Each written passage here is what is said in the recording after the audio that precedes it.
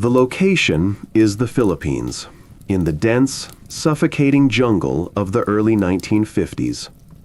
The entire region is gripped by the Hukbalahap Rebellion, a communist-led insurgency fighting the new American-backed government. The Hooks were hardened guerrillas, veterans who had fought the Japanese, and they were not easily scared by bullets or bombs. But they were scared by something else entirely. One day, a Hook patrol found one of their comrades dead in the trail. The scene was unsettling, to put it mildly. The body was utterly drained of blood, pale as a fish belly, and on its neck were two distinct, neat little puncture wounds. Not the messy holes of a gunshot or a knife. No, these were the perfect markings of a vampire. Panic, a cold, irrational fear, immediately seized the unit. The jungle had suddenly stopped being their protective stronghold and had become the hunting ground of something ancient and unspeakable. In this part of the world, that unspeakable thing had a name, the Aswang. The Aswang is a creature from Filipino folklore, a blanket term for a whole carnival of monsters, witches, ghouls, and shapeshifters, but the one everyone truly feared was the blood-sucking vampire variant. It was a boogeyman that had terrified the islands for generations. It preys on the unsuspecting, particularly at night, and is believed to use a long, proboscis-like tongue to drain its victims. This wasn't some campfire tale to the locals. It was a dark, persistent reality. And now, the Aswang was hunting Huks. The news spread like a virus, far faster than any propaganda leaflet. Civilian support for the rebels, which was essential for their survival, evaporated overnight. Nobody wanted to be caught helping the devil's dinner. The rebel units themselves, the seasoned fighters who laughed at government patrols, began to abandon their positions, melting away from their jungle base camps, convinced that staying meant becoming the next empty husk on the trail. Their fear was more potent than any military offensive. Now for the unsettling twist, the cynical genius at the heart of the matter. This wasn't the Aswang. Of course it wasn't.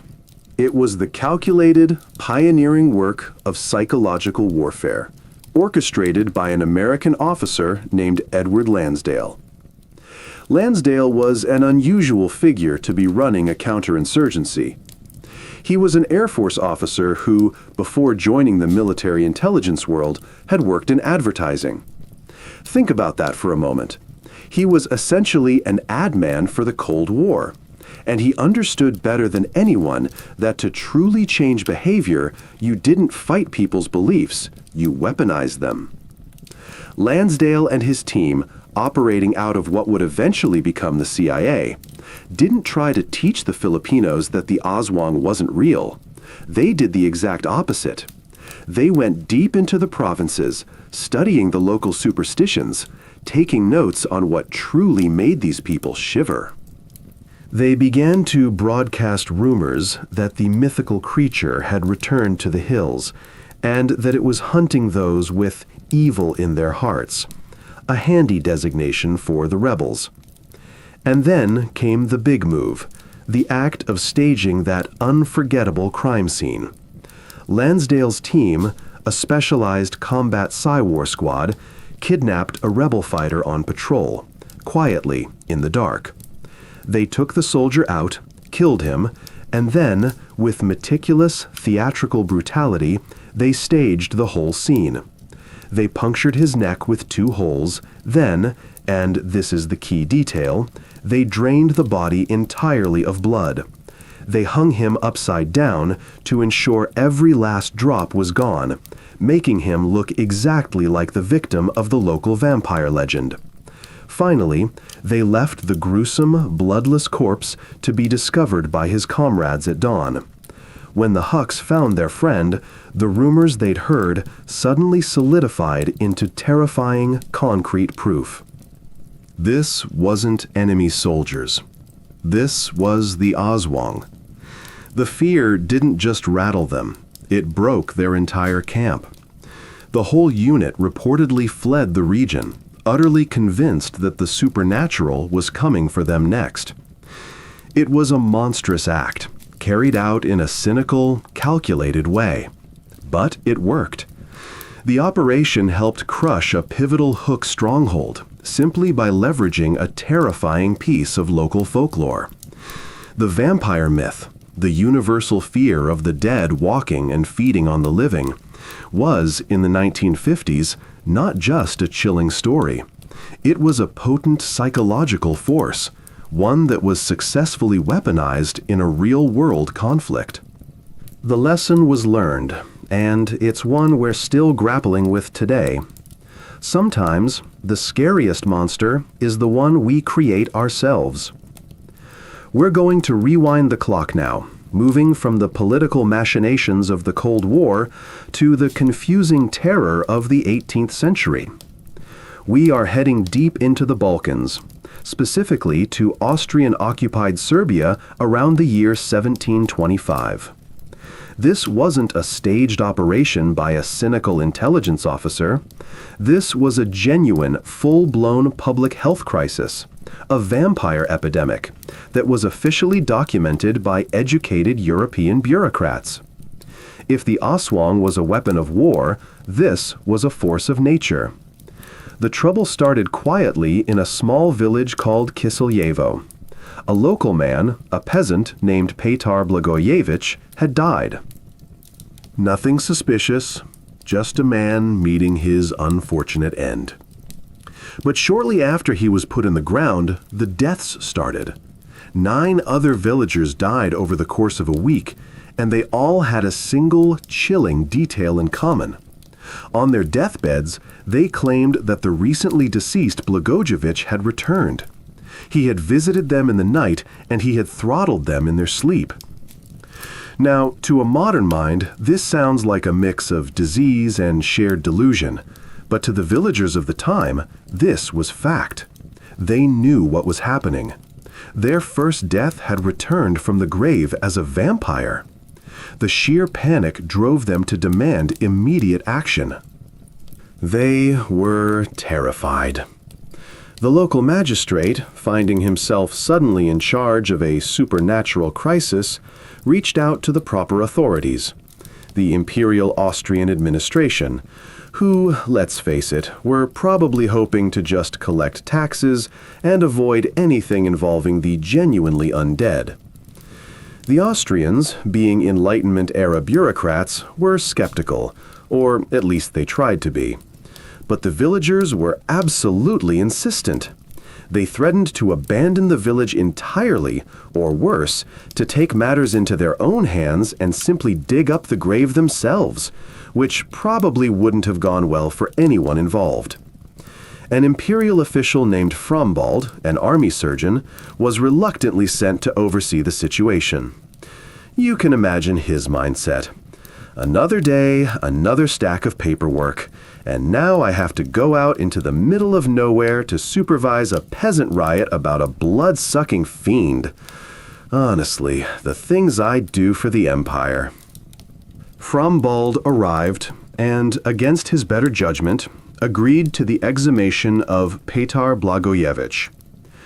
What he and his team found next became one of the most significant and chilling primary source reports in the history of the vampire myth, a document that truly terrified 18th century Europe. The official report details what they discovered when they opened the casket. The body, which had been buried for some time, showed no signs of decomposition. That in itself was alarming. But the details got worse. The skin looked healthy, and the corpse appeared plump. When they prodded it, the skin peeled away, revealing what the observers recorded as new skin and nails. Most horrifying of all, the corpse's mouth was reportedly smeared with fresh blood. It looked, to the witnesses, exactly like a person who had just finished feeding. The Austrian official was now faced with an undeniable sight that defied all rational explanation available at the time. He may have arrived skeptical, but he certainly left shaken. For the villagers, there was no doubt left. This was the undead, the vampire.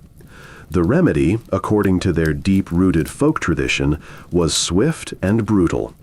They produced a stake, likely sharpened wood, and drove it directly through the corpse's heart. As the stake pierced the chest cavity, the body allegedly let out a loud groan and bled profusely from the wound and the mouth. With that final, terrifying confirmation, they burned the corpse to ashes. This case, and a second, even more famous one involving a Serbian soldier named Arnold Paole, created an official, documented vampire epidemic. News spread via newspapers and official correspondence across the continent, from Paris to London. This wasn't folk rumor anymore. This was a horror story signed off by an Austrian civil servant. It confirmed the terrifying idea that a dead person could rise, feed, and continue a cursed existence. The world, apparently, had a vampire problem. The unruly tenant of the coffin. First, let's talk about the body Petar Blagojevich. He'd been in the ground for a little over 2 months. That's plenty of time for the human body to become, well, a party. After death, the body's own anaerobic bacteria, the little guys who never needed oxygen in the first place, get to work on the feast. They're great at 2 things: consuming tissue and producing gas. Specifically, a delightful, smelly cocktail of gases like carbon dioxide, methane, and hydrogen sulfide. Now, all these gases, they have to go somewhere. They bloat the abdomen and the torso like a badly made balloon, and as the internal pressure builds, it pushes the body's remaining internal fluids up. This is where the infamous fresh blood comes from.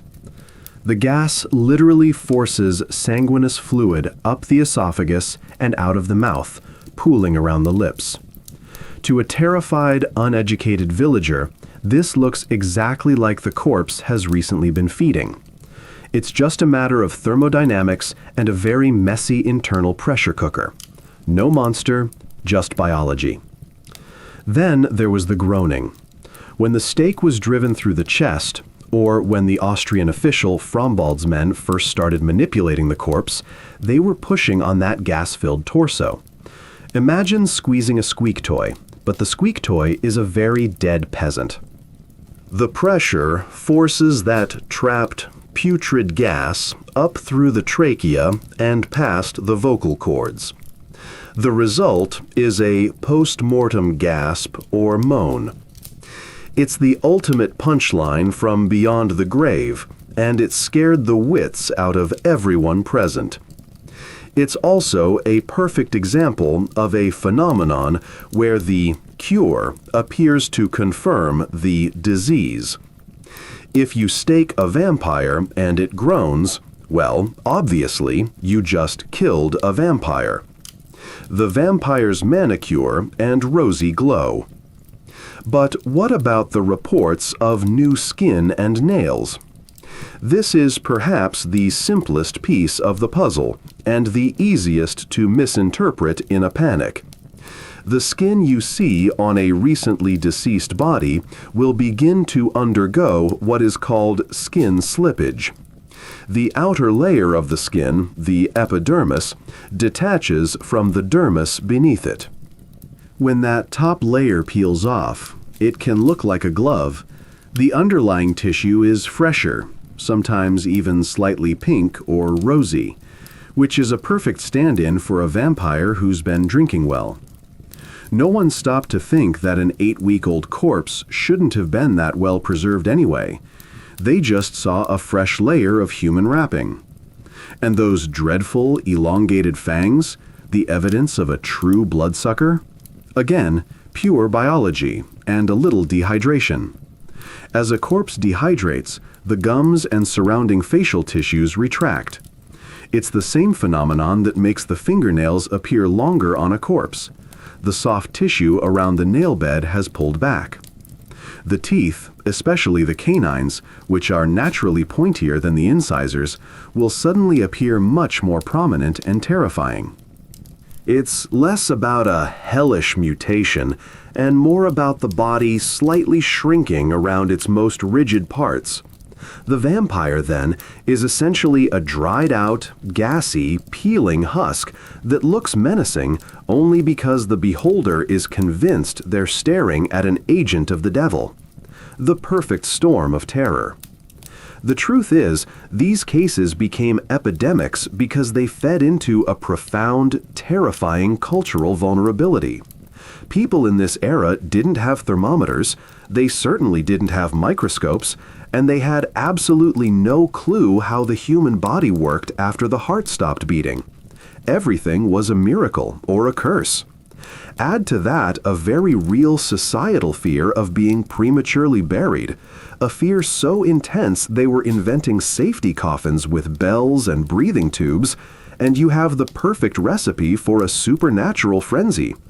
In the case of Arnold Pol, another Serbian vampire, the fear was likely compounded by a devastating disease.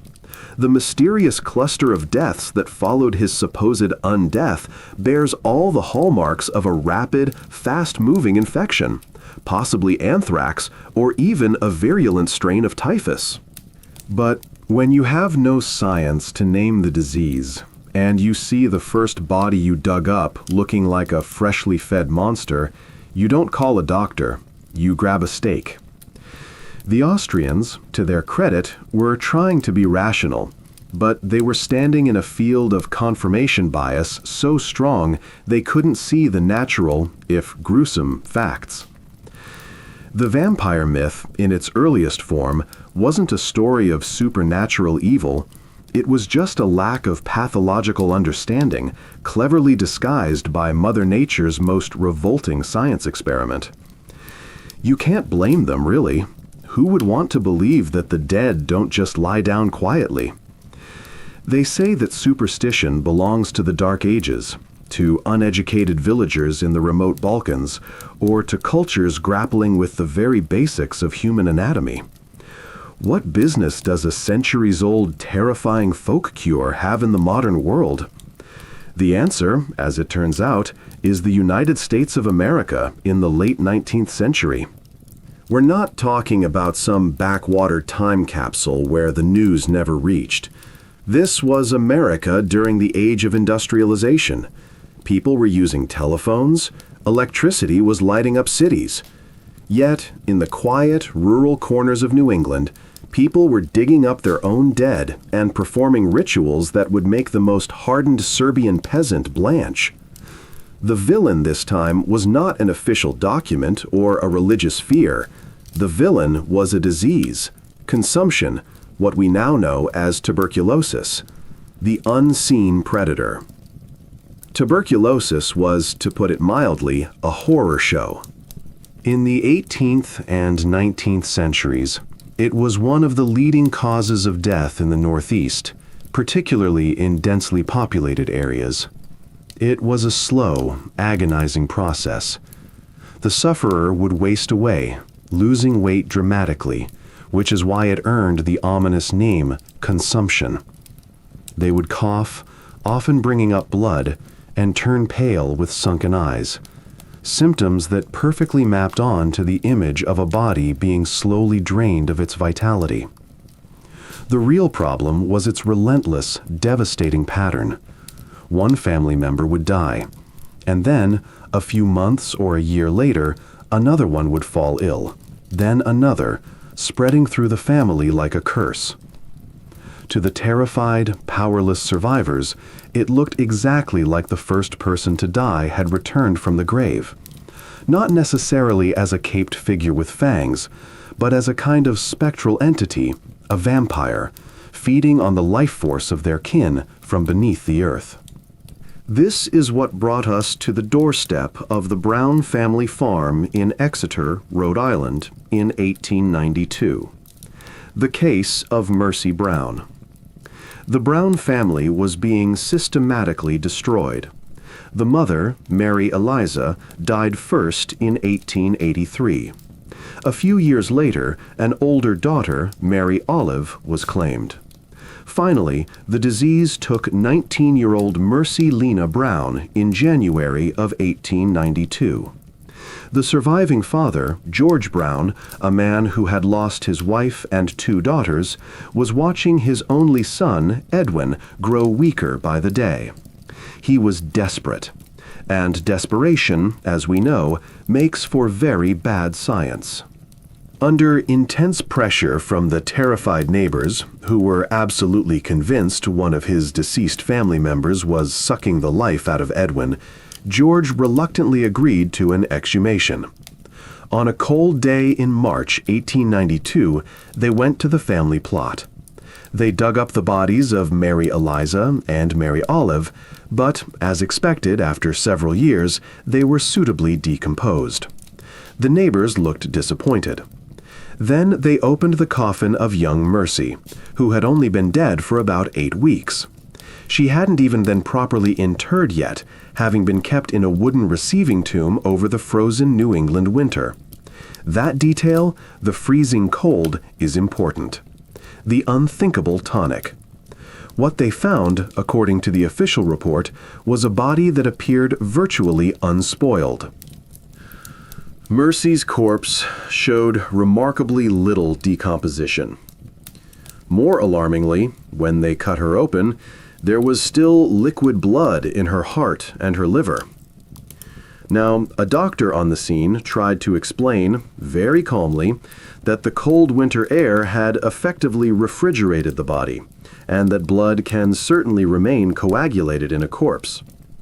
But the local citizens didn't hear the doctor's rational explanation. They heard the sound of their own fear screaming louder than any textbook. They had confirmation. The first person to die was not the killer, but the last person to be buried who still looked fresh. Mercy was the vampire. The cure was pulled straight from the ancient folk remedies of Europe that immigrants had carried over. They removed Mercy Brown's heart and liver, built a fire right there on a nearby rock, and burned the organs until they were nothing but ash. The final, horrifying step was the preparation of the cure. The ashes of his own sister's heart were mixed with water and given to the sick brother, Edwin, to drink. A kind of grisly, desperate anti-vampire potion intended to reclaim the life force Mercy had supposedly stolen. It didn't work. Edwin Brown died 2 months later. But the tragic, desperate act of his father and the community proved one thing beyond a shadow of a doubt. The vampire myth is not simply about fangs and caskets. It is the ultimate, primal folk explanation for the unexplainable terror of infectious disease. Everywhere you look on this planet, someone, somewhere, has been terrified of a creature that wants to take your vitality. It seems we humans are hardwired to worry about having our essential spark stolen. Take, for instance, ancient Mesopotamia, a civilization that practically invented the wheel and written law. They were also busy inventing demons to scare their children with. Around 4,000 years ago, they spoke of the Lilitu, an early precursor to the Hebrew Lilith. She was described as a wind or night demon, a sexual predator that preyed mostly on mothers and infants, often depicted as subsisting on the blood of babies. Think about that. A terrifying figure who targets the most vulnerable, reflecting the very real and devastating infant mortality rates of the ancient world. They also had Lamashtu, another female demon, depicted with a lion's head and the body of a donkey. She was a flesh-eating, blood-sucking monster who brought harm to everything, from men to trees to rivers, just to keep things interesting. In a world with few explanations for tragedy, blaming a lion-headed, donkey-bodied fiend must have made a certain kind of sense. Jump westward to ancient Greece, and the blood drinker gets an upgrade in style. The Greeks gave us the lamia and the empusa. The lamia was originally a beautiful queen who became a demon, cursed to steal and devour children because the gods can be petty like that. But the empusa? She was the daughter of the goddess Hecate, a demonic shapeshifter often described as having one bronze foot. She'd turn herself into a beautiful young woman to seduce men in their sleep, only to drink their blood once they were fully committed, which, as cautionary tales go, is quite the dramatic flair. It seems the ancients were already aware of the dangers of a beautiful stranger who turns out to be an utter drain on your resources. Then we swing far to the east, to China, where the undead takes a rather distinctive and frankly hilarious form, the jiangshi. Now, this isn't your brooding, caped aristocrat. This is the hopping vampire. Due to rigor mortis and a desire to get around without bending its stiff limbs, the jiangshi simply hops, often holding its arms out in front of it. They don't typically drink blood in the European sense. Instead, they are said to drain a victim's qi, their vital life force or spiritual energy. They are created, in some versions, when a body is jumped over by a cat or if a person dies by hanging. It's an oddly bureaucratic version of the undead, all stiff movements and life force theft, easily stopped, by the way, with a piece of paper stuck to their forehead. Apparently, even the eternally restless can be defeated by paperwork. Finally, across the sea, in India, we find the Vitala. This isn't a revenant that rises from a grave, it's a ghoulish spirit that actively inhabits a corpse. You'd often find the possessed body hanging upside down from a tree in a cemetery. The stories of the Vitala, which often take the form of an elaborate riddle game between the spirit and the hero, have been around for over 1,000 years in Sanskrit folklore. Its power lies not just in being an animated corpse, but in its ability to possess and manipulate the dead. It's a spirit that wears human death as a suit, a primal fear of the body as an empty vessel, vulnerable to takeover. So you see, whether it's the blood of a child, the life force of a lover, or a corpse dangling from a tree, the pattern is inescapable. The vampire archetype exists wherever there are people.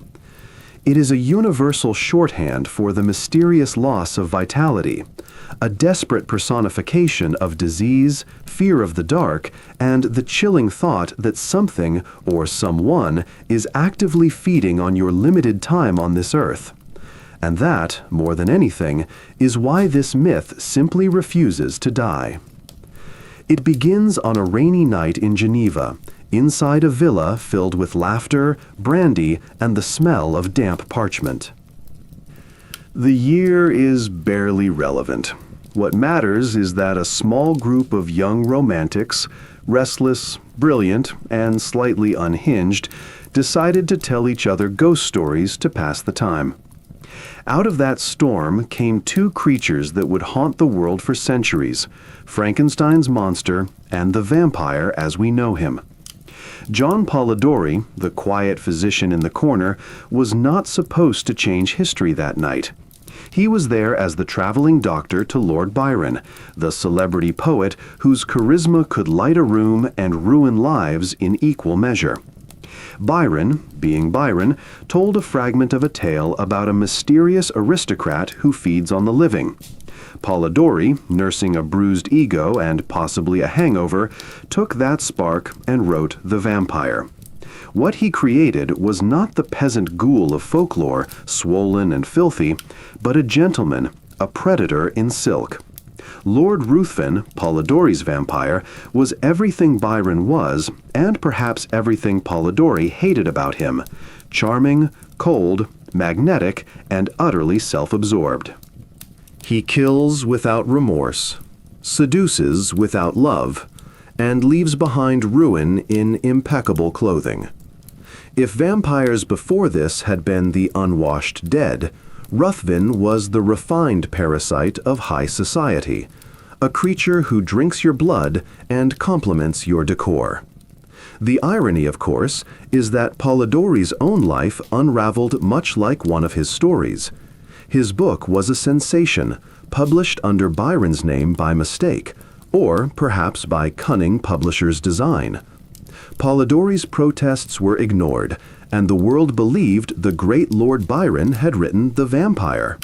Imagine being a young writer whose greatest success is credited to the man who inspired your villain. Polidori didn't find it funny, but posterity certainly did. That story, though, became a cornerstone. It established the vampire not as a rotting corpse, but as a psychological and social predator, someone you might meet at a dinner party and only later realize was feeding on your reputation, your fortune, and maybe your jugular. This shift from monster to metaphor opened the door to a new kind of horror, one that wore a human face. A few decades later, the idea took on a pulpier life of its own.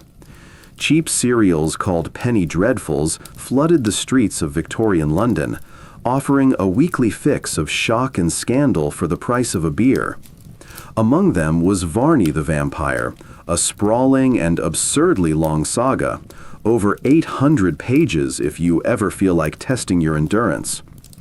Varney introduced some of the tropes that would stick forever: the fanged bite marks on the neck, the hypnotic eyes, and the vampire who's just a little too self-aware for his own good. Varney was no simple villain. He regretted what he was. He brooded, apologized, and occasionally tried to throw himself into volcanoes in an effort to end it all. The melodrama was so thick you could spread it on toast, but it marked a crucial development. The vampire began to have feelings. Readers, oddly enough, liked that. Horror works best when we sympathize just a little with the monster. By the mid-19th century, the vampire was no longer an exotic myth from the East. It had moved into the drawing rooms of Europe, wearing lace and melancholy. It mirrored the contradictions of its age: repressed sexuality wrapped in moral decorum, class anxiety disguised as supernatural dread, and the quiet terror of the aristocracy feeding off the common folk. A polite society full of predators pretending to be gentlemen? No wonder the metaphor stuck. Even science, which was busily dissecting corpses and cataloging species, couldn't fully chase the vampire out of people's minds. The creature now represented something psychological. The Romantics saw in it the dark twin of human nature, the impulse to consume and destroy beauty out of desire for it. Lord Ruthven was not a peasant's nightmare anymore. He was civilization's reflection, polished and perfumed. There's something deliciously fitting about that transformation. Humanity's monsters grow up alongside it. When we crawled out of the mud, our vampires were bloated corpses. Once we put on powdered wigs, they followed suit. They learned to drink wine before blood, to flirt before feeding, and to offer a toast to their victims before draining them. Progress, of a sort. But beneath the silk and candlelight, the fear remained the same. The fear of being used, drained, and left hollow by something we thought we could trust.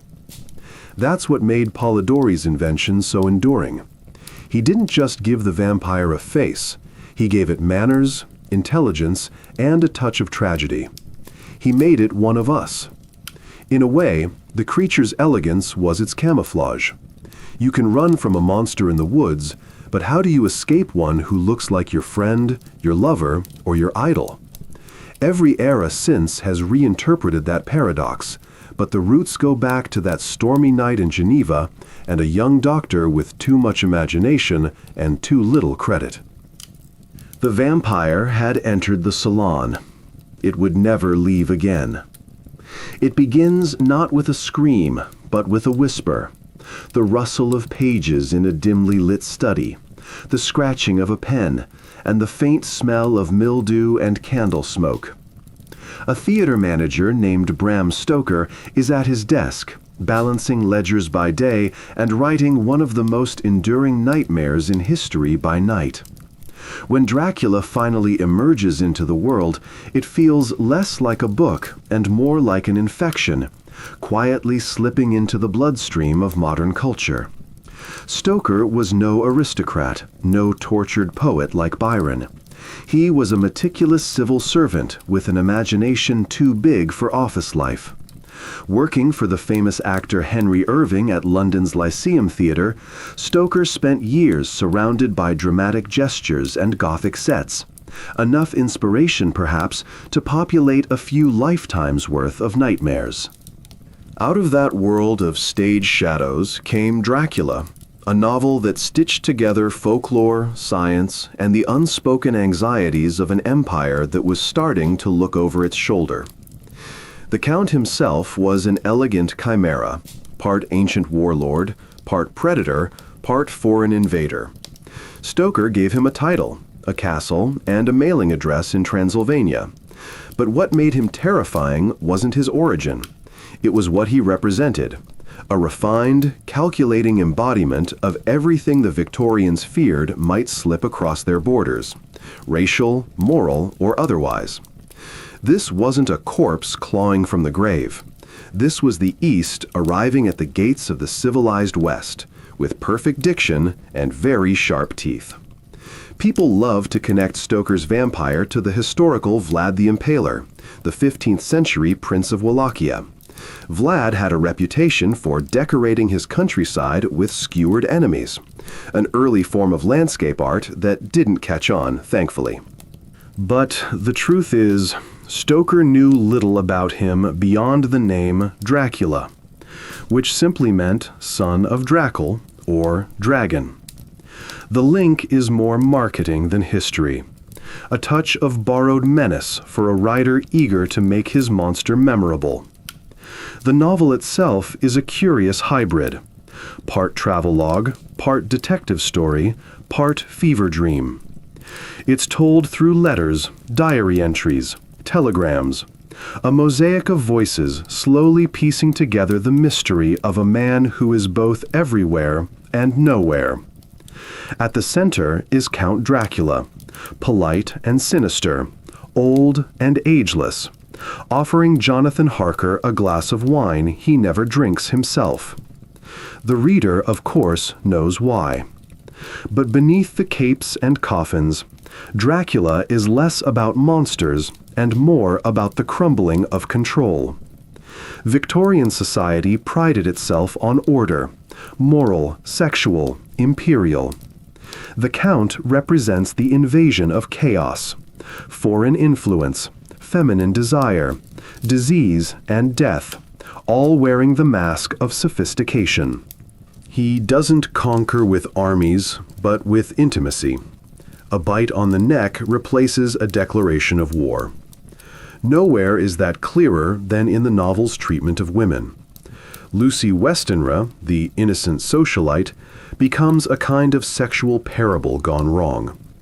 Once bitten, she sheds her purity and transforms into a voluptuous predator, visiting graveyards at night to feed on children. Her cure is a stake through the heart, a scene described in language so charged and physical that it might as well have been written by Freud on a bad day. Mina Harker, meanwhile, becomes both victim and savior, the modern woman of typewriter and intellect, yet ultimately restored to virtue by the destruction of the Count.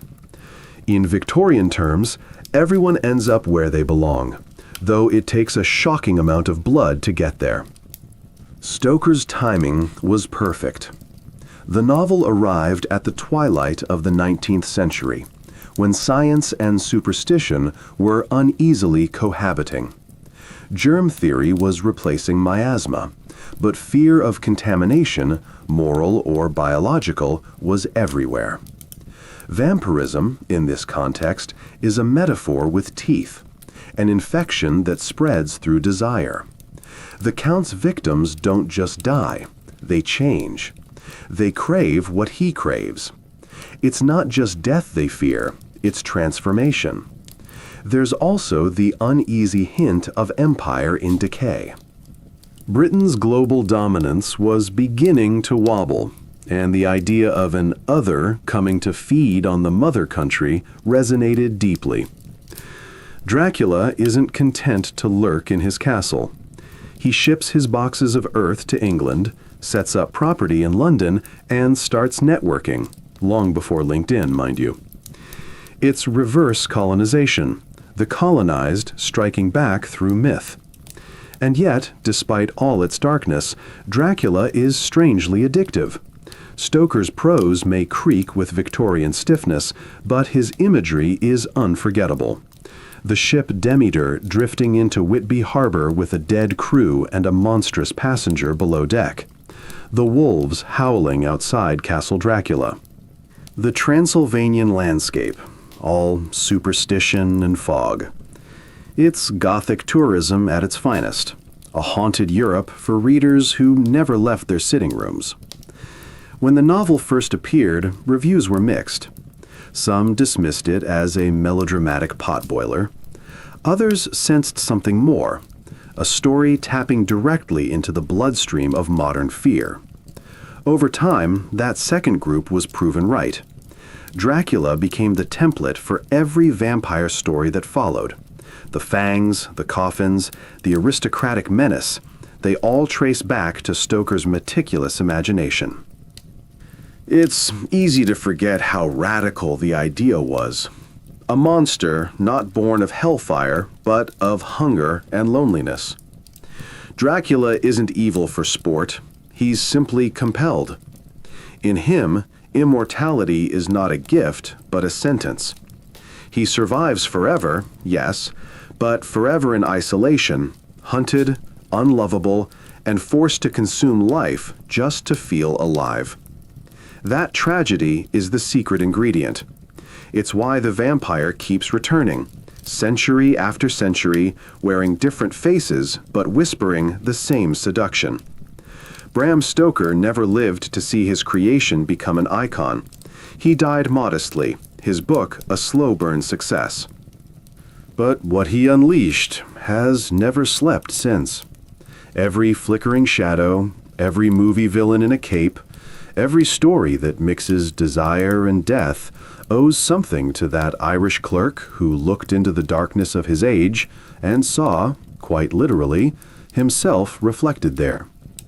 And the Count, of course, remains unburied. When Nosferatu first flickered to life on screen, audiences didn't just see a horror film, they saw a nightmare made of light and shadow. The year was 1922, and Germany was still staggering from the wreckage of war and the psychic bruise of defeat. Out of that collective gloom came Count Orlok, bald, rat-toothed, and terrifyingly inhuman. Played by Max Schreck, whose name, conveniently, means terror in German, Orlok wasn't the seductive nobleman of literature. He was death in a nightgown, creeping up staircases like a disease given form. Director F.W. Murnau had intended to adapt Dracula directly, but Bram Stoker's widow refused to grant the rights. The filmmakers went ahead anyway, changing a few names and hoping no one would notice. They were wrong. She sued and won, ordering all copies destroyed. Luckily, several prints survived, and the film went on to become one of the most influential horror movies ever made. Artistic piracy never looked so justified. Visually, Nosferatu was pure expressionism. Distorted shapes, long shadows, everything exaggerated to reflect inner terror rather than outer reality. The vampire here wasn't a seducer. He was a contagion. Orlok arrived by ship, bringing rats, plague, and a whiff of decay that seemed to echo Germany's post-war despair. The story turned vampirism into infection, a horror that spreads, not a romance that tempts. The message was grim and modern. Evil doesn't woo you, it just eats you alive. Even the sunlight that destroys Orlok in the end felt symbolic. It wasn't just dawn killing a monster, it was enlightenment burning away superstition, reason triumphing over corruption. Except, of course, the film itself was about how darkness always finds a way back in. Viewers left theaters uneasy, uncertain if they'd seen fantasy or something truer, a reflection of their own sick century. Then came the American answer, almost a decade later. The year 1931, the Great Depression in full swing, and audiences were desperate for anything that could distract them from reality. Enter Bela Lugosi in Universal's Dracula. Where Orlok had been a scuttling pest, Lugosi was elegance in evening wear.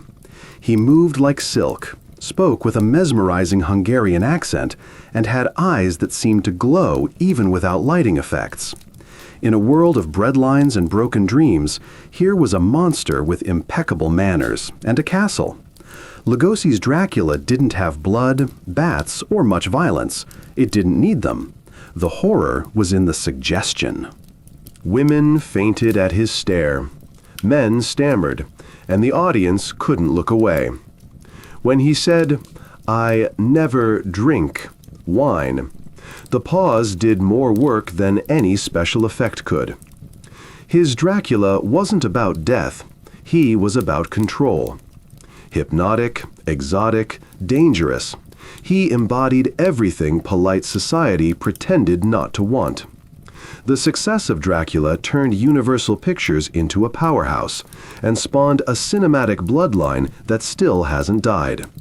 But it also reshaped the vampire's image completely. Gone was the rural ghoul. In his place stood the urbane aristocrat, the monster as gentleman.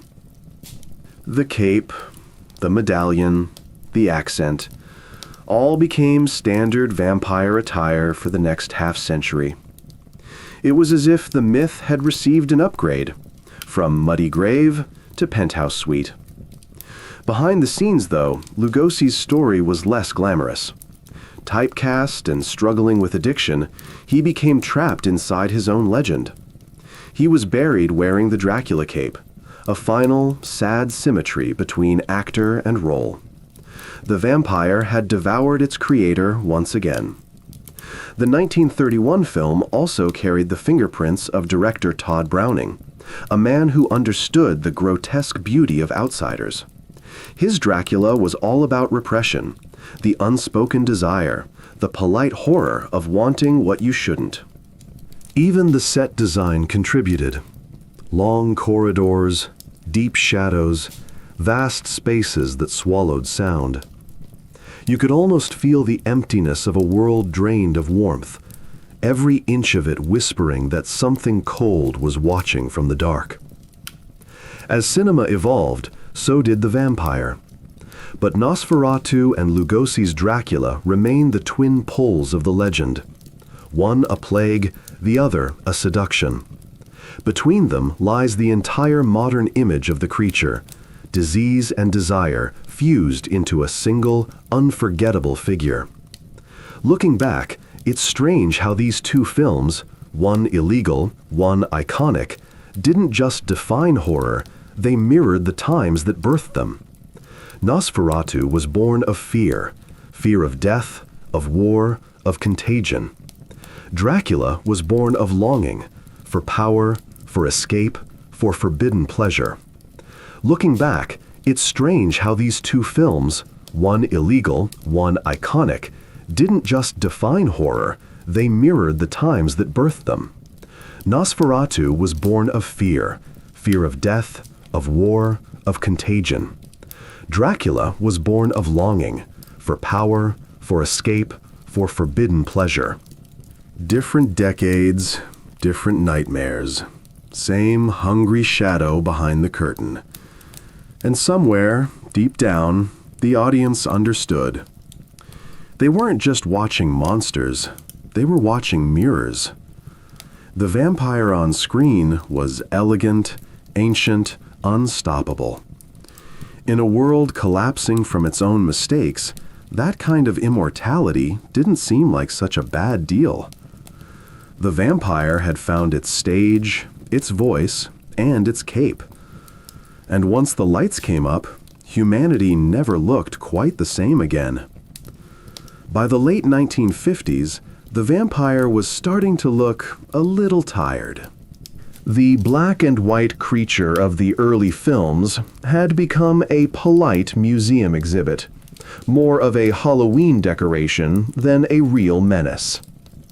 Then came Hammer Film Productions, a small British studio with a small budget and a large appetite for blood. They decided that if the world had grown numb to the vampire, they'd wake it up, with color, sensuality, and a splash, literally, of bright red Technicolor.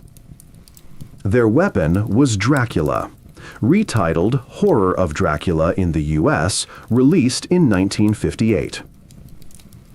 The studio's two secret ingredients were Christopher Lee and Peter Cushing, an unlikely duo who would redefine the genre. Lee was tall, magnetic, and unsettlingly physical. His Dracula didn't creep or hiss. He moved like a predator who knew exactly what you were. When he first appeared at the top of the stairs, framed by candlelight, audiences met a vampire who looked like a gentleman but struck like a storm. Lee's Dracula was silent power and violent grace.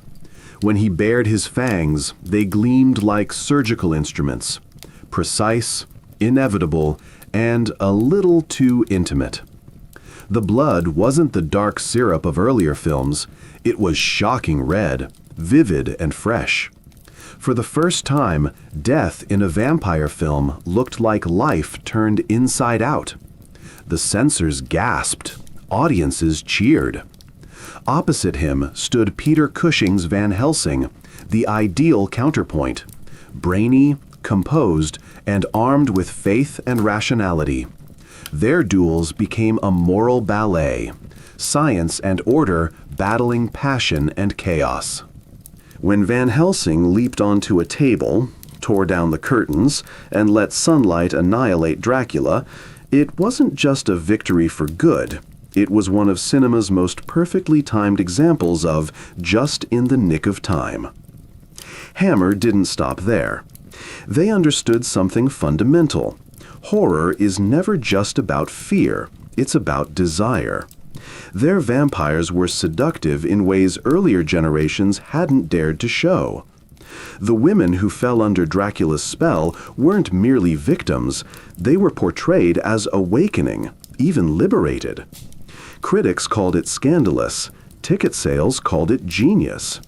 The films reveled in this forbidden energy. Low-cut gowns, heaving breath, and slow camera pans made the vampire's bite look suspiciously like foreplay. The repression of earlier decades gave way to cinematic heat. The monster was no longer a warning against sin. It was the sin itself, gleaming with temptation. Hammer's formula spread fast. Studios in Italy, Spain, and the US began experimenting with similar themes. Lush visuals, overt sexuality, and violence that looked disturbingly beautiful. Horror, once cloaked in suggestion, now lived in color and skin. It was the perfect storm for a changing society, where censorship was loosening and the boundaries between fear and pleasure were starting to blur. Behind the Gothic castles and fake cobwebs, something more serious was happening. These films were a reflection of post-war Britain, a society caught between moral restraint and modern freedom. The church was losing its authority, class hierarchies were crumbling, and cinema became the new pulpit for cultural anxiety. Hammer's Dracula embodied that tension. He was old Europe invading the modern world, tradition attacking progress, and yet he was irresistible.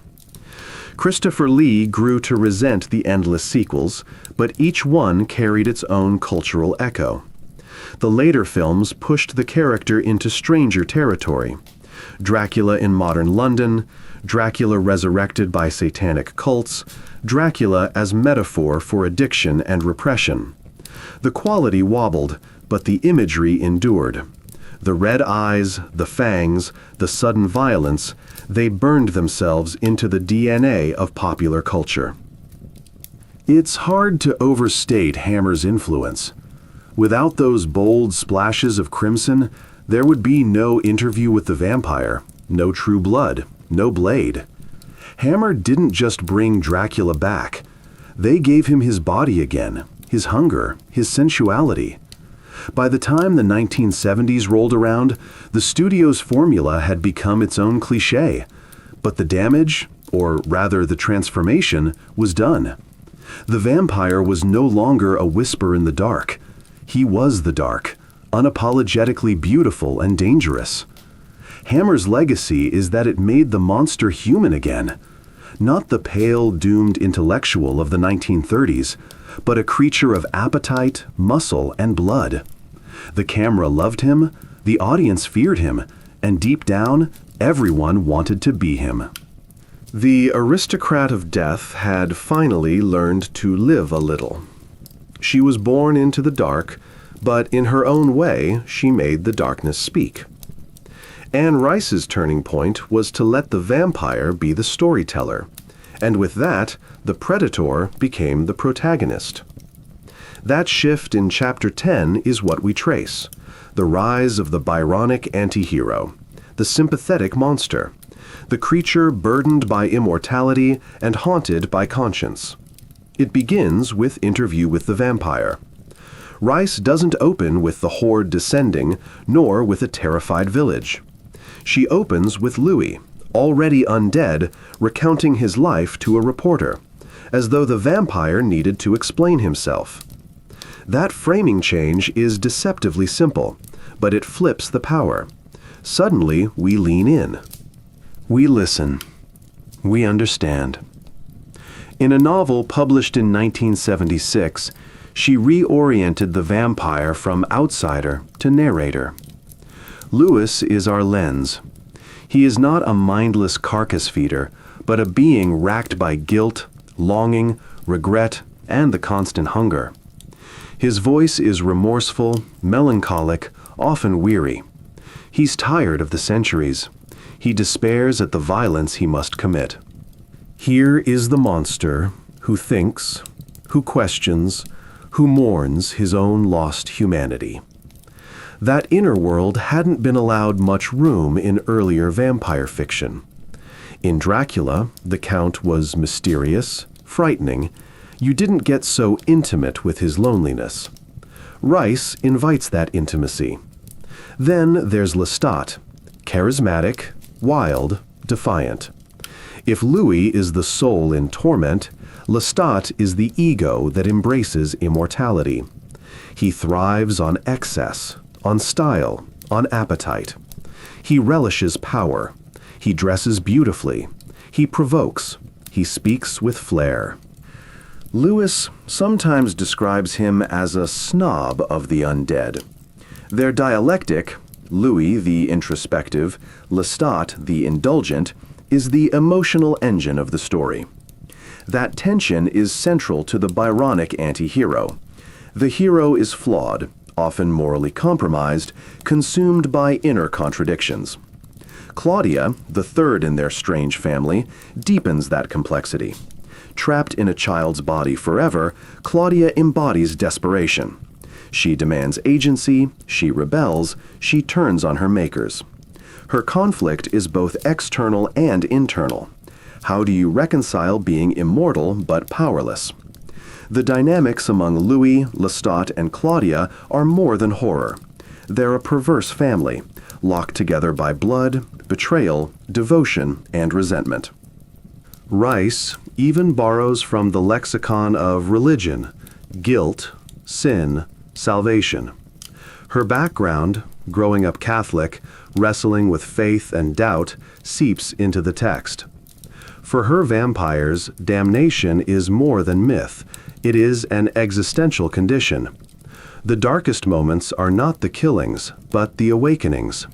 When Louis realizes that to be immortal is to watch civilizations rise and fall, to witness the deaths of friends, to struggle with purpose when nothing lasts.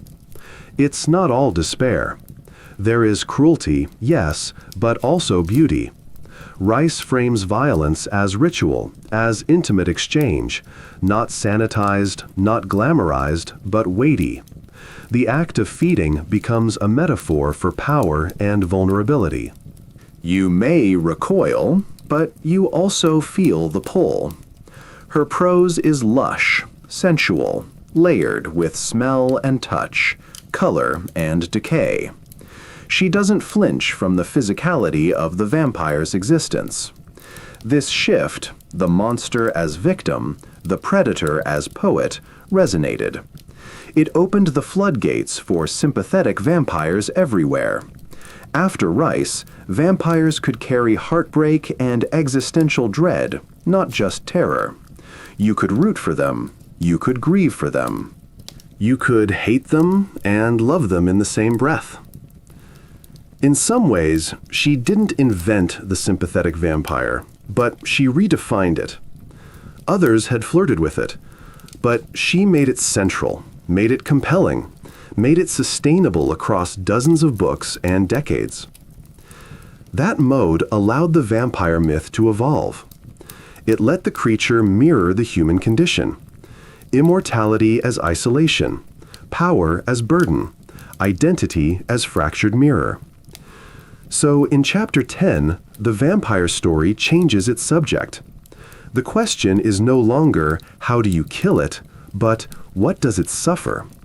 The Byronic anti-hero is born. We no longer simply fear the vampire.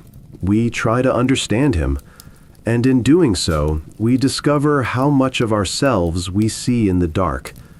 He's not just a creature of the night. He's the outsider, the exile, the one who's never been at home, even among the damned. In Chapter 11, we track how the vampire becomes a metaphor for otherness, for queerness, for marginal lives that must live in hidden rooms, in shadows, always wary of daylight. When Lewis tells his story in Interview with the Vampire, there's more than sorrow or guilt in his voice. There's longing. Longing for connection, for identity, for acceptance in a world that will never fully see him. From the start, the relationship he has with Lestat pulses with emotional and erotic charge. They move together through intimacy and violence. Consent, always a twisted tangle. Their bond is parental, romantic, combative, and impossible to confine in one category. Over decades, readers and scholars have read Interview not simply as fantasy of the undead, but as a secret history of queer love. One of the clearest signals, Anne Rice eventually confirmed what many readers intuited, that Lestat and Louis functioned as a same-sex couple raising Claudia. In the original novel, the romance is implicit, muted, coded. The 1994 film adaptation kept much of that ambiguity. But stories change over time. In the newer AMC series adaptation, that relationship is made explicit and central. In turning subtext into text, the adaptation reframes Louis and Lestat not just as monster and maker, but as lovers, partners, tragic selves. That shift matters because it changes the map of identification. When vampires live in secrecy, feeding at night, hiding their truth, they echo lives lived behind closets, behind coded language, behind partial truths. As Richard Dyer and other cultural theorists have observed, the vampire myth has long resonated with queer readers because of its themes of secrecy, forbidden desire, the fear of discovery, all core features of queer experience in hostile societies. Let's turn to cinema. In The Hunger, 1983, Miriam Blaylock and Dr. Sarah Roberts' relationship slides fluidly between desire, betrayal, and transformation. In one early scene, Sarah spills a drop of brandy on her white shirt. Miriam watches. Then and there, Sarah is stripped, seduced, bitten. The vampiric act becomes erotic initiation. Miriam never restricts desire by gender.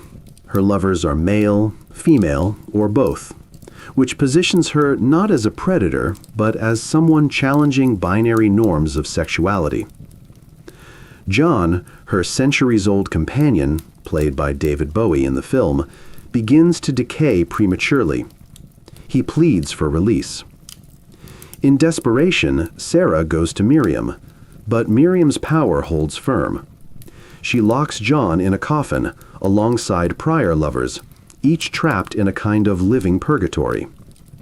Symbolically, The Hunger frames desire as a double bind, granting immortality but also paralysis. The outsider becomes the cage. The queer nature of the vampire motif stretches back further, to Carmilla, 1872, the lesbian vampire novella that predates Dracula by decades. Carmilla first cast vampirism as same-sex attraction under the guise of horror. That lineage threads forward through Interview and The Hunger, weaving the vampiric with the queer. This isn't nostalgia or mere symbolism. The vampire as outsider has real-world power. In societies that demonize difference, the monster becomes a safe container for forbidden identity. You can talk about hunger, immortality, blood, but underneath is desire, fear, shame, courage. The vampire is punished for violating norms, but at the same time we stake him because we fear what he shows us. He is mirror, mask, rebel. Some critics point out that Rice's work isn't free of tension. The novels sometimes internalize biphobia, treating bisexual attraction as ambiguous, deviant, or unstable. Others argue she wrote at a time when open acknowledgement of same-sex desire was riskier. Still, the dynamic remains catalytic. Louis, Lestat, Claudia, Armand, all of them function on borders, between love and violence, belonging and banishment. By chapter 11, the vampire myth has grown more than monster lore. He is a vessel for social critique. He stands for hidden lives, for the pain of concealment, for how society forces self-insecurities onto bodies. Queer vampire stories subvert. They say the outsider is not weak, not lesser, but sovereign in darkness. In this chapter, the vampire ceases to be merely a frightening predator and becomes an emblem of difference, resistance, identity in exile, love that dares not speak its name. We move from fear to empathy. The vampire is haunted not just by mortality, but by the longing to be seen. In the quiet corridors of history, the vampire has always been more than a creature of myth. He's a mirror. In this chapter, we look at how political thinkers, artists, and storytellers have seized that mirror and turned it toward structures of power. We see how the vampire becomes a metaphor for class, exploitation, and resistance, and how that metaphor shifts when regimes change. Karl Marx, never one to shy away from dramatic imagery, once wrote, "Capital is dead labor that, vampire-like, only lives by sucking living labor, and lives the more labor it sucks." That line is often quoted for its punch, but when you look closer, it's a tight, jagged lens into how Marx understood exploitation. Dead labor refers to the past work embodied in machines, tools, raw materials, the accumulated products of human labor. But for Marx, those things don't just sit there benignly. They are animated in the capitalist system. They demand to consume fresh labor, to extract energy from the living. In other words, the dead rules over the living. The machines, capital, the means of production feed on us. It's tempting to reduce that metaphor to rhetoric, but Marx uses it not just to shock, but to show how capital itself becomes a force. Like a hungry parasite, it can never be satisfied. It constantly pressures the worker for more time, more output, more sacrifice. If you push that metaphor just a little, you start to see flesh. Injury, burnout, overwork, the gradual deterioration of life under the weight of endless demands. This political vampire doesn't just lie in textbooks. It creeps into modern pop culture, where storytellers reclaim and repurpose vampire stories to critique inequality and power. In the TV series True Blood, for instance, vampires come out of the coffin and demand rights. They become symbolic of marginalized groups fighting for recognition. Their struggle isn't just about blood. It's about citizenship, legal personhood, acceptance. The vampire myth becomes an allegory for civil rights, for queer politics, for immigrants, for any group cast outside the norm. You'll see protest signs in True Blood reading "God hates fangs," mocking religious bigotry. You'll see debates over vampire rights that mirror real-world fights over civil liberties, bodily autonomy, integration. The fantasy conceit gives permission to confront hierarchy, to project real social anxieties onto a fantastical frame. In more literary realms, the political vampire infects dystopias. Writers envision futures in which elites literally feed off workers, either metaphorically through systems that extract value, or more directly via biotech, energy harvesting, or ritualized sacrifice. The vampire becomes a shorthand for any regime that treats people as resources rather than humans. There's a tension here. The vampire metaphor is powerful, but like any metaphor, it can be overused or flattened. If every boss is a vampire, then the word loses bite. The best works are the ones that preserve nuance. The vampire is seductive, ambivalent, monstrous, yet alluring. Sometimes the vampire is the oppressed pretending to be powerful. Sometimes the vampire is the powerful pretending to be innocent. One particularly sharp twist. The vampire myth also allows inversion. What if the vampire is the worker who consumes capital? Some speculative fiction toy with that. What if labor becomes immortally self-reproducing and begins to suck the life out of capital?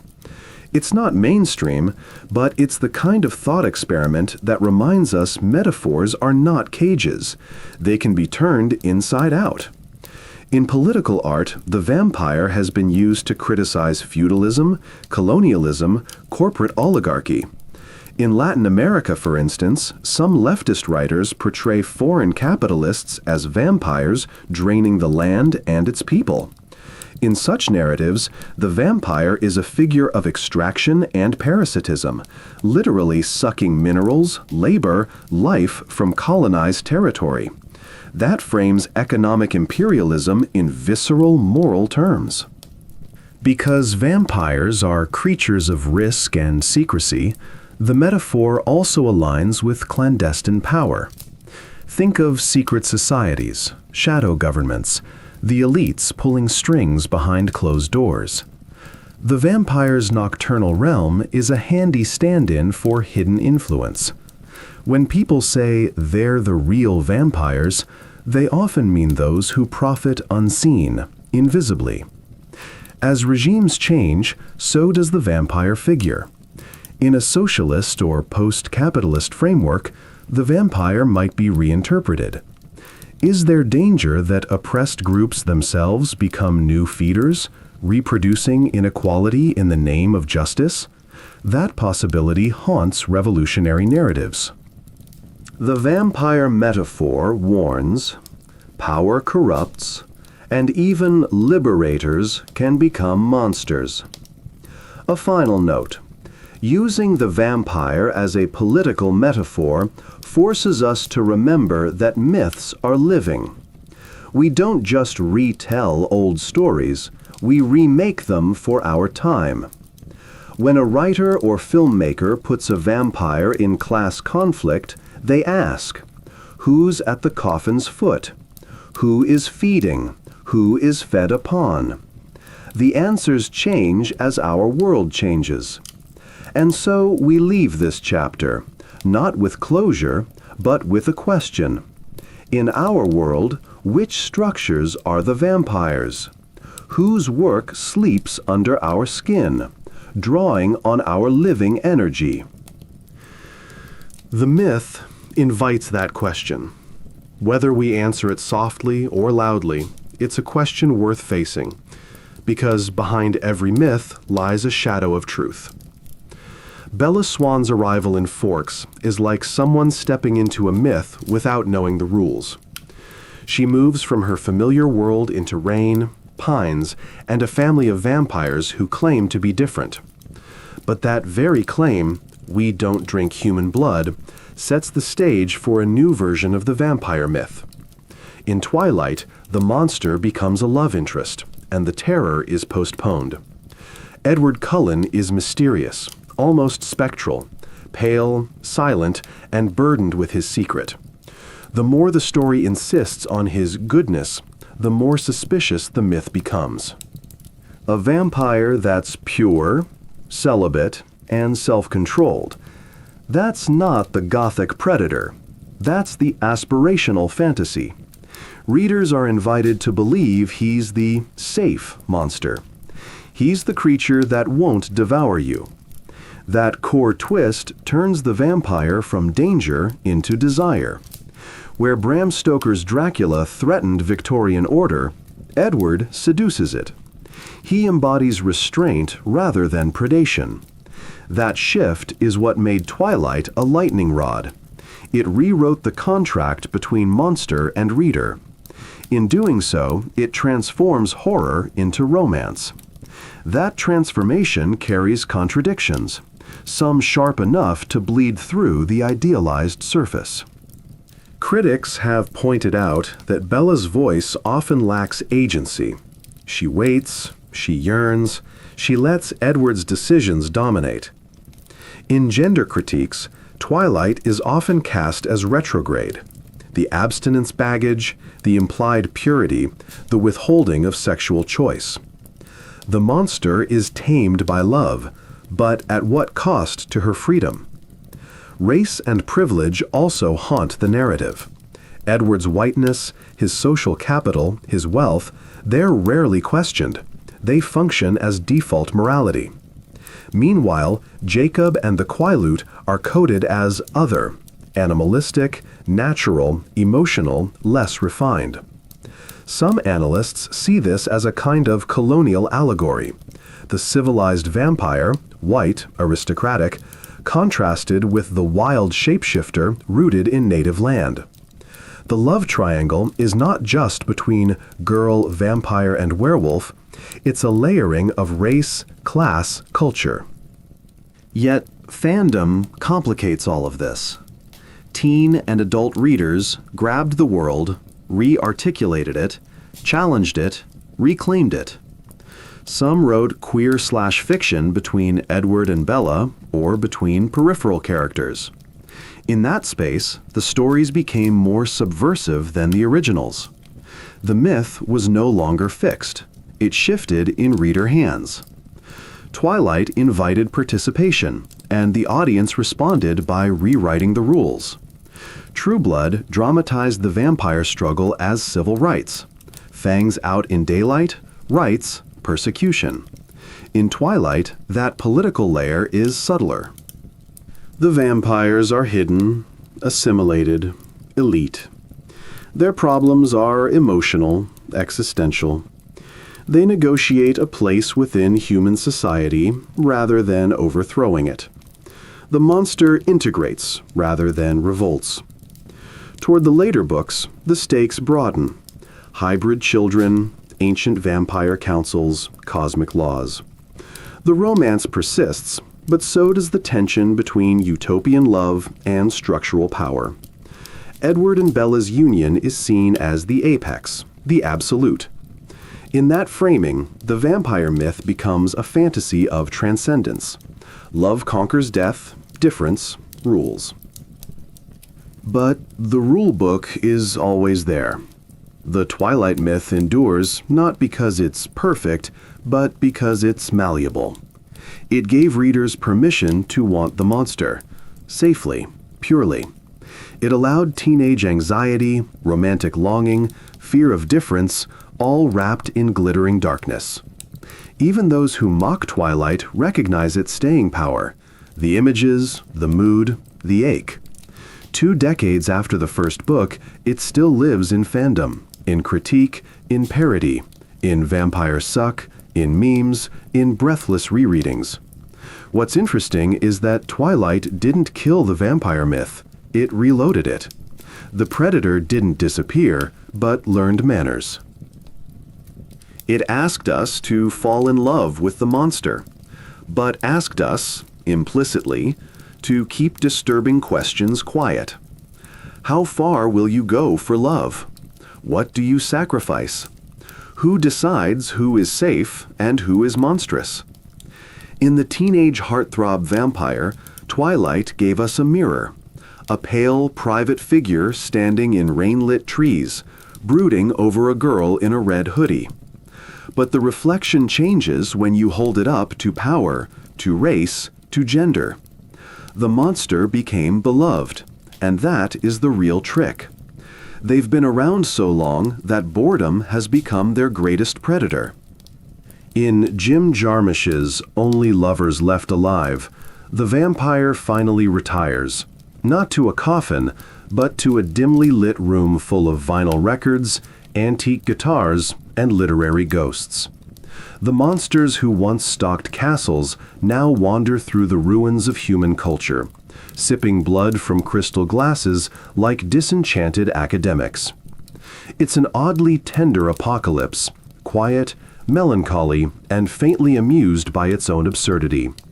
Adam and Eve, the film's eternal lovers, are not the predators of legend. They're the last connoisseurs in a world that no longer knows what beauty is. Adam lives in Detroit, a crumbling monument to 20th century ambition, surrounded by rusting factories and the ghosts of Motown. He writes music no one hears, tinkers with old instruments, and orders pristine O-negative from a hospital contact like it's fine wine. Eve, in contrast, inhabits Tangier, a city of poets and dust. She reads ancient books in several dead languages, and moves through the night like a soft echo of every civilization that's come and gone. Their reunion is tender and weary, like 2 old souls who've run out of small talk after several centuries.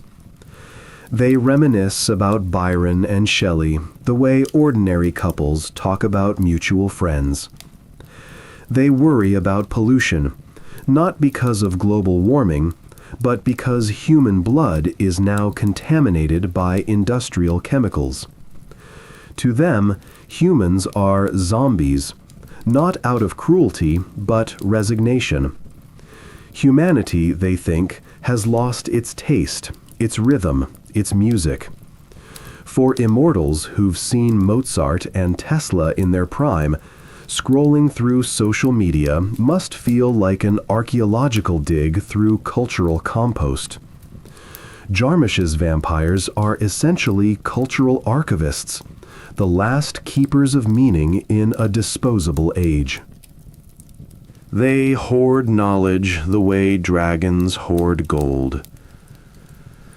Yet their immortality is no longer a gift. It's a sentence. The longer they live, the more they see humanity repeating the same mistakes. Wars, greed, waste. And the harder it becomes to care. Immortality without purpose becomes a kind of slow suffocation. Adam's depression isn't melodramatic, it's logical. What do you do when you've read every book worth reading, heard every song worth hearing, and watched the world burn down more than once? The humor of it all lies in the contrast. Ancient vampires debating music theory while wearing leather jackets, driving at night through Detroit's deserted streets like existential rock stars. There's something darkly funny about immortals so cultured they can't stand the living.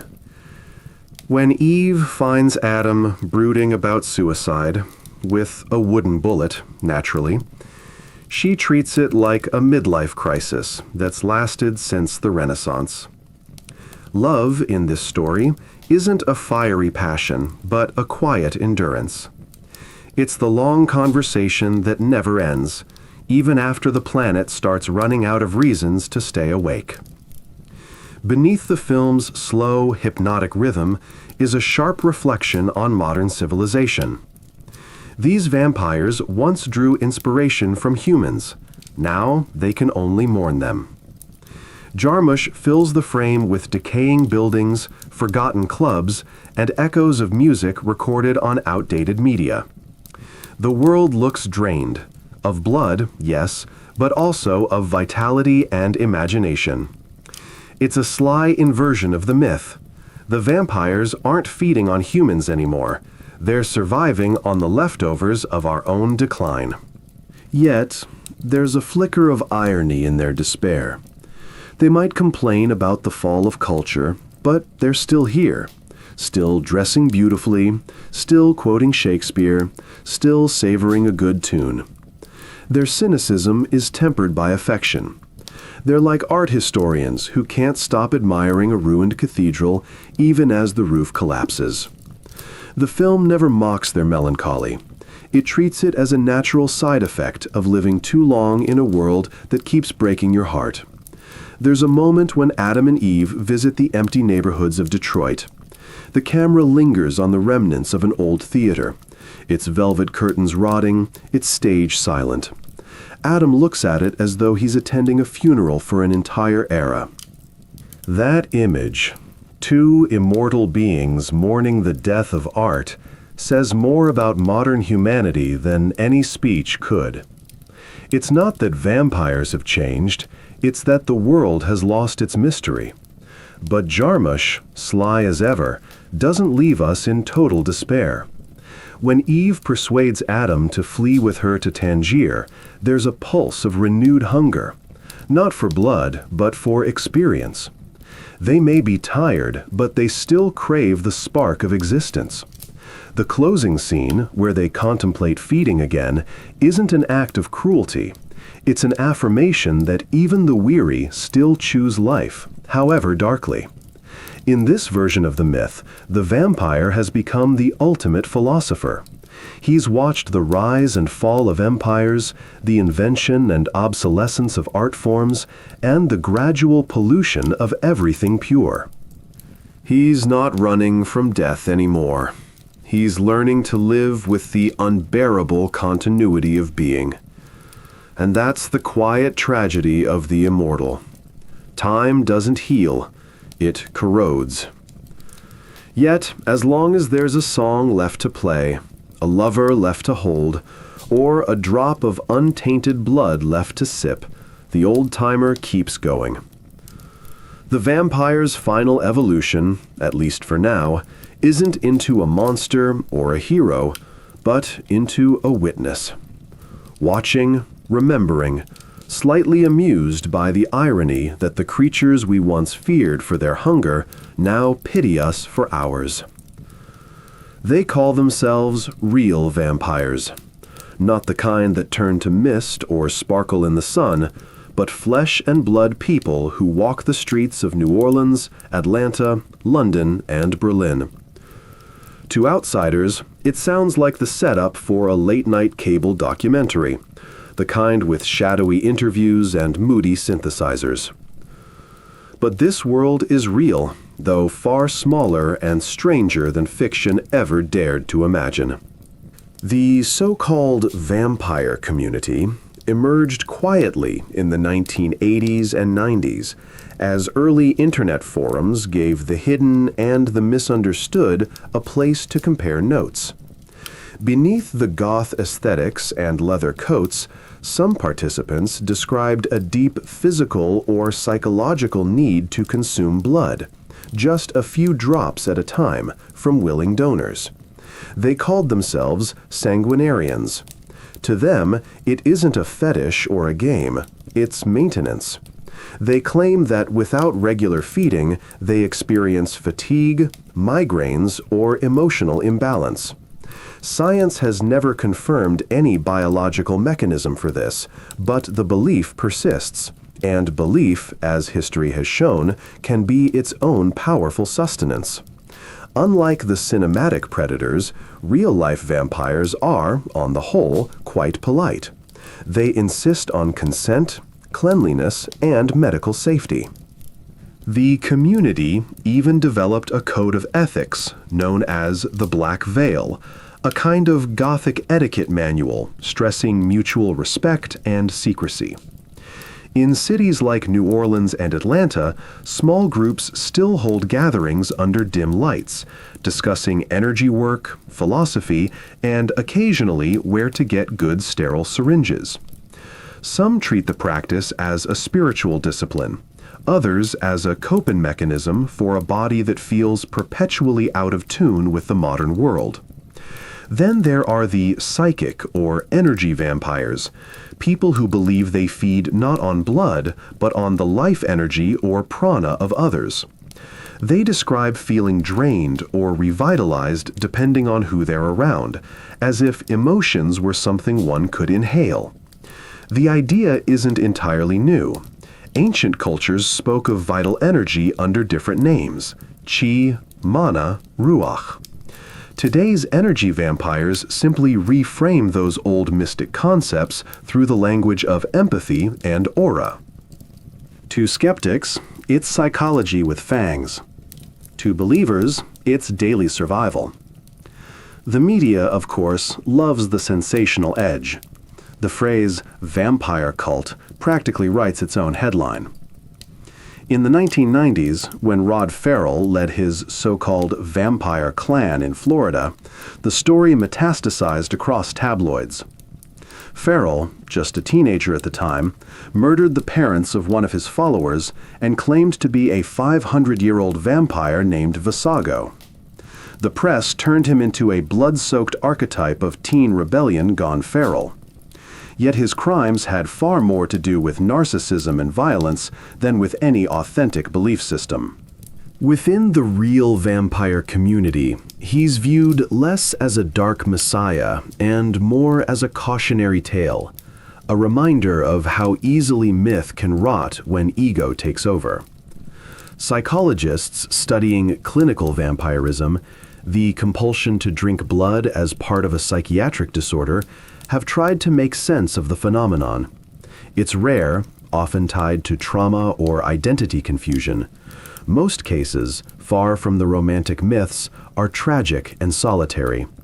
Forensic literature even coined the term Renfield syndrome, named after Dracula's insect-eating servant, to describe patients who associate blood with power or vitality. But as with most human behaviors, the reality refuses to fit neatly inside a diagnostic box. Some drink blood as ritual, some as rebellion, some out of an unshakable conviction that it keeps them balanced in a world that feels spiritually anemic. One of the most fascinating aspects of this culture is its bureaucracy. Many houses and courts maintain membership lists, dress codes, and hierarchies that would make any medieval guild proud. There are titles like elder, donor, and keeper. Some even hold charity events or organize food drives. a modern twist on the old trope of the monster hiding among us. Except these vampires aren't hiding to hunt, they're hiding to avoid ridicule. Anthropologists studying them tend to reach the same conclusion. This isn't mass delusion, it's identity formation. A myth has leaked into reality and set up shop in the modern psyche. The vampire, long a metaphor for everything forbidden, offers its followers a way to reclaim power, intimacy, and belonging in an era that often leaves people starved for connection. In a paradoxical way, calling oneself a vampire can be a statement of humanity, an insistence on need, hunger, and vulnerability in a culture obsessed with self-sufficiency. Still, the image is hard to shake. The fangs, the velvet, the candlelight. It all plays beautifully into our appetite for mystery. Yet beneath the costumes lies something profoundly ordinary, the human desire to feel seen and alive. When real vampires meet, they don't hiss or hypnotize. They share stories about how it feels to navigate a world that doesn't believe them. They talk about consent and medical tests, not coffins and crypts. And, as any anthropologist who's attended one of their gatherings will tell you, they're surprisingly well-adjusted, though perhaps a little too enthusiastic about blood types. It's easy to mock, but consider this. For centuries, we've created tales of creatures who feed on the essence of life itself. Maybe these modern imitators are only literalizing a metaphor that never died. In a society where most of us feed on attention, caffeine, or validation from glowing screens, drinking blood is, in its twisted way, a more honest confession of need. So the myth lives on, not in castles or crypts, but in rented halls and online forums. It's been sanitized, humanized, and filed under alternative lifestyle. Yet it still pulses with that old, forbidden rhythm. The real vampires remind us that belief, once it enters the bloodstream of culture, is almost impossible to drain. And maybe that's the most chilling thing of all. Not that they walk among us, but that, on some level, they always have. It's been hundreds of years since villagers dug up corpses in terror, yet the vampire still refuses to die. It lingers, gracefully, smugly, through every cultural shift, changing outfits and accents, but never its essence. In a world that has rationalized almost everything, the vampire remains irrationally alive. Why? Because it's not just a story about blood. It's a story about us. Every century gets the vampire it deserves. In the 1700s, it was a bloated corpse blamed for plagues, a desperate attempt to explain disease before germ theory. In the Victorian age, it became an aristocrat, a symbol of repression, foreignness, and everything that made proper Englishmen clutch their pearls. By the 20th century, it was sex incarnate, the dark stranger in your bedroom window, the repressed desire that refused to stay buried. And now, in the 21st, it has become something stranger still, a mirror that flatters, seduces, and occasionally laughs at us for believing we've evolved. The vampire endures because it's infinitely adaptable. It's a shapeshifter, not just in fiction, but in psychology. When we fear disease, it drinks blood. When we fear oppression, it wears a crown. When we fear loneliness, it becomes the eternal lover. It's whatever haunts the collective subconscious at the time, and it's very good at reading the room. Unlike other monsters, the vampire doesn't hide in shadows anymore. It thrives in the spotlight. It walks red carpets, posts selfies, and debates its own representation on social media. You can't imagine Frankenstein having a Twitter account, but the vampire would have several, charming, ironic, and meticulously curated. Immortality is a brand now. In an age obsessed with youth and self-presentation, that's practically divine. The myth also endures because it gives structure to our unease about mortality. We no longer believe in literal immortality, but we still chase its modern substitutes: cosmetic surgery, cryonics, digital legacies, endless health supplements that promise to reverse aging. We are, in essence, trying to become vampires without the mess. The dream hasn't changed, only the tools have. The bloodsucker has simply traded its cloak for a lab coat. But there's another reason the vampire refuses to fade. It's seductive precisely because it represents everything we repress. Hunger, lust, domination, power, addiction, despair, they're all there, neatly packaged in a black suit. The vampire allows us to flirt with taboo while keeping our moral balance intact. We can condemn it, fear it, and secretly envy it, all at once. It's the perfect psychological loophole. And then there's the irony that the vampire, once feared for its foreignness, now symbolizes universal desire. What began as an Eastern European bogeyman became the world's most exported monster. From Seoul to Sao Paulo, from Bucharest to Hollywood, everyone recognizes the shape of fangs in the dark. The myth crossed borders more effectively than any empire. The vampire has become globalization with better fashion sense. Some modern thinkers argue that the vampire represents our era's emotional exhaustion, the feeling that we're all drained by something, whether it's capitalism, politics, or the endless scroll of bad news. The vampire doesn't need to knock on your window anymore. It's already in your algorithm. The real bite happens in the constant pull of attention, the slow erosion of vitality in exchange for dopamine hits. That's the 21st century feeding ritual. And yet, despite the cynicism, the vampire still carries a trace of romance. It's the idea that love, or at least obsession, can outlast time itself. Even in its most ironic, self-aware incarnations, the vampire remains the only monster who bothers to dress for dinner. That civility, that deliberate grace, reminds us of what humans fear losing most: elegance in a world that's gone feral. In every form, folkloric, erotic, political, existential, the vampire keeps doing what it always has, embodying whatever terrifies or tempts us the most. It's a myth that feeds not on blood, but on context. It reinvents itself to survive, just as we do. When science strips away mystery, it becomes psychological. When religion fades, it becomes secular mythology. When reason wins, it retreats into art. What keeps it truly immortal isn't horror, it's relevance.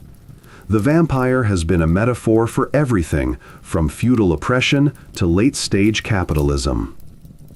It's been used to critique patriarchy, to explore queerness, to question identity itself.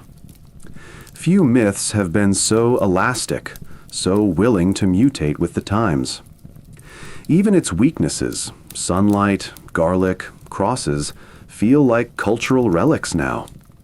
We've tamed it, softened it, turned it into a lover, a philosopher, even a role model. And yet, underneath all the glitter, the same ancient hunger still hums. In the end, the vampire survives because it's us at our most honest. It admits what we won't, that we fear death more than anything, that we crave meaning, that we long to be remembered.